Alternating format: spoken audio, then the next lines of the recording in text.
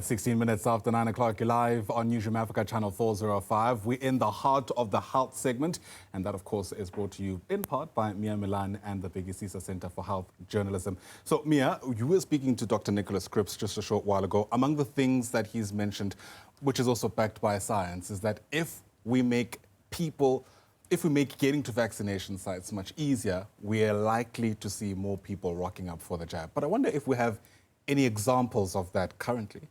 We've got great examples in South Africa, and one such example is the Houghton Mashit in Johannesburg, where you can do a drive-through vaccination. You really can arrive in your car and get vaccinated.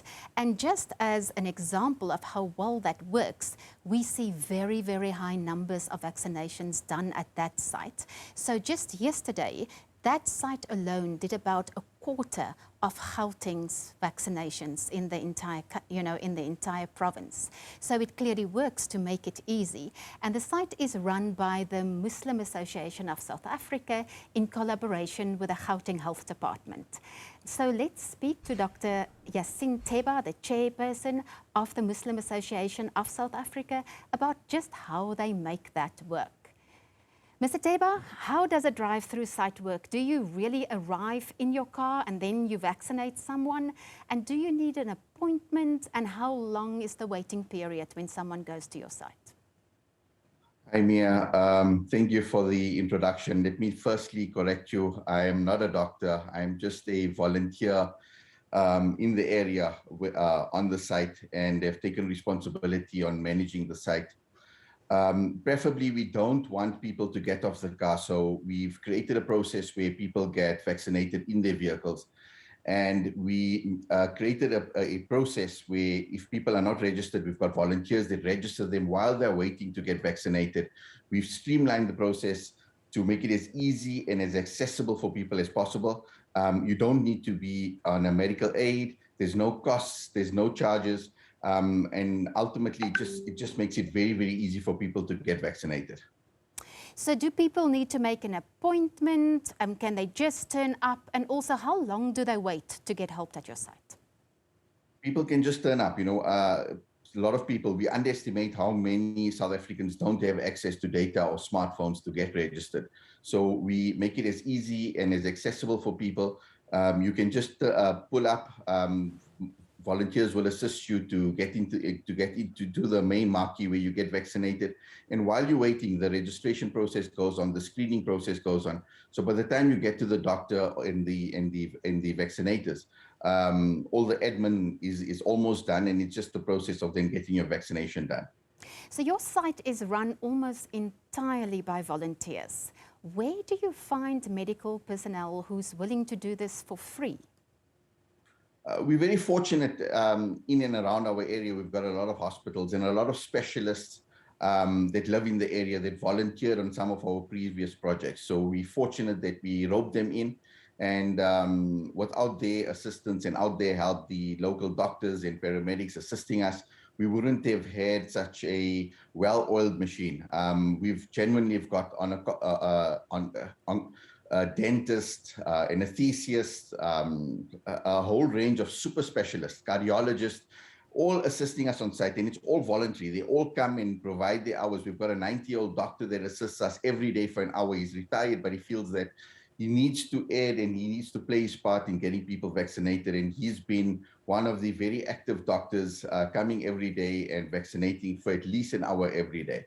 So it's great that you've mentioned that you have medical specialists who are willing to vaccinate people. You don't just use nurses, because people really want to bring their part and play their part. But you've also got a really, really great Twitter campaign where you have hashtags and where you promote your vaccinations. So if you have to look at lessons that you've learned so far and that other vaccination sites could perhaps learn from you, what would be those lessons?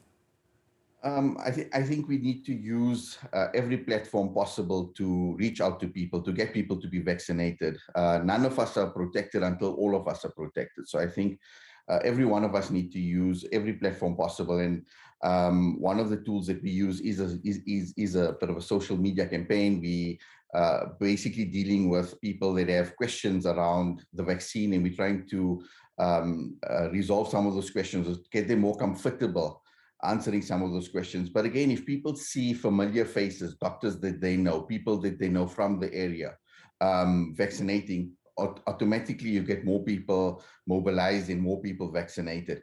But again, it's all in our quest to get more people vaccinated. We need to reach out. Our group in particular, we've got a number of volunteers that go out every weekend to get people vaccinated. This is done in partnership again with the Gauteng Department of Health, and we basically establish areas that need vaccination, and there's keen people that are looking for vaccination and don't have access to vaccination. So we go out to them. But I think the important thing is that we need to use our resources, not just social media. Businesses need to put posters up about vaccination. Doctors need to get vocal about vaccination. We need everyone to mobilize around vaccination so that we can all get back to some sort of normality. Thanks very much, Mr. Theba. That was Yaseen Theba. He is the chairperson of the Muslim Association of South Africa, and he explained to us how a drive-through site in Johannesburg is working. They are, in many respects, providing us, Mayor, with some kind of blueprint, really, around how we can get things right. Hopefully, we do get things right. And if that happens, that means a whole lot more people are likely to arrive to receive the vaccine. It also means a whole lot more people might want to know how to report side effects in the event that they do, in fact, receive the vaccine and there is some kind of illness that follows. Where can people turn? So people can report side effects at health facilities, also the sites where they were vaccinated at. But there's also an app called the Med Safety app that is run by SAHPRA, our regulator. And how that app works is something that SAHPRA can really explain to us. So we can hear a little bit more from the CEO of SAHPRA, who is Dr Boitumelo Semete, and she's going to explain to us just how this works. Welcome, Dr Semete. Can you tell us, if I want to report a side effect and I want to use the Med Safety app, how do I do that? Sure, thank you, and thank you for having us this morning. So there are basically three mechanisms which are in place for one to report to safety. We do have the Med Safety app, as you allude to, that people can download, is available for Android as well as iPhone users. We also encourage the public to go to the healthcare practitioners or go to the sites where they were vaccinated and report these side effects. But also at the sites, the third mechanism is that for those who are not able to download the app or do not have smartphone, there are paper-based forms that are available for the public to utilize to report these side effects. So we know that vaccines can cause rare but very serious side effects sometimes. For instance, blood clots in the case of the Johnson & Johnson jab. Have any of those side effects been reported to SAHPRA? And when they were reported and you investigated, could you link them to COVID vaccines? Sure, thank you. So specifically for the blood clots, we did have reports of these, largely in the Sisonke trial, because that's where the J&J vaccine was rolled out, was made available to the healthcare workers. The Sisonke team followed up on all the individuals that presented with these blood clots, and all of them have subsequently recovered. So there's very close monitoring. We also have had a few reports through the Med Safety app, and those individuals are also being followed up. But we are seeing recovery, and these are indeed rare.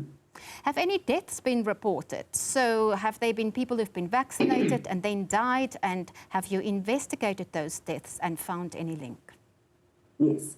So to date, we have investigated about 32 deaths. And what we found was that 28 of them were what we call coincidental. So we do a very detailed causality study on every single case. And on the ones that we had looked at, 28 were coincidental. Of those 28, we had about 6 that at the time of vaccination had COVID and tested positive for COVID after that. There were 4 that we could not confirm because the information that was made available to us was not complete enough to be able to make a conclusion. So, Dr. Semete, when you investigate those deaths, you've mentioned that you do a thorough investigation, but how does it work? How do you really know there's a link? Sure, thank you. And I mean, we've done a webinar on Friday where we, took the press, and I'm sure it will be available soon to the public. There's detailed forms that the healthcare professionals would then complete. And in these forms, we would require, for example, was the individual on any other medication that we need to be aware of? Did they have any other clinical condition that we must be aware of? And there would be an autopsy that is done for each individual. So there's a lot of background information we need. And once we have that, we then put together, there is a committee called NICEC. Yes. This is the National Immunization Safety Expert Committee, which is a committee of clinicians and statisticians, and they would then look at that data and do a detailed assessment on every single case. Dr. Semete, lastly, if people don't have access to the internet, how do they report such a side effect or death that they want to have investigated?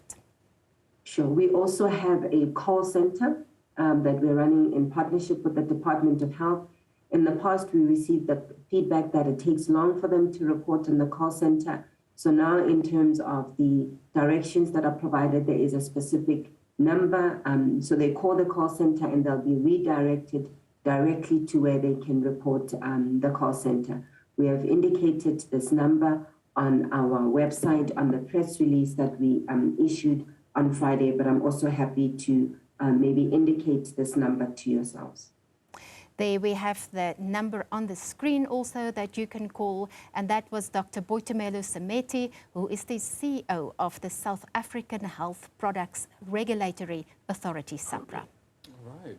Really insightful stuff, really, when you try to get a sense of how SAHPRA does its own work to try and ensure that not only are the vaccines safe, but in the event that perhaps there's something worth noting, they're able to get on top of it. But I see we're woefully out of time for this jam-packed segment of the Health Hub. Mia, it's always great having you in studio with us. And I know there's a lot to chew on from the discussions that you've been able to have with some of our guests. There you have it, the Health Hub. That segment brought to you in collaboration with the Bheki Sisa Center for Health Journalism. As you know, Mia Malan is the editor-in-chief there, joining us here in our studios. Make sure you're back again, 9 o'clock every Sunday on Newsfeed AM, the Health Hub with Mia Malan.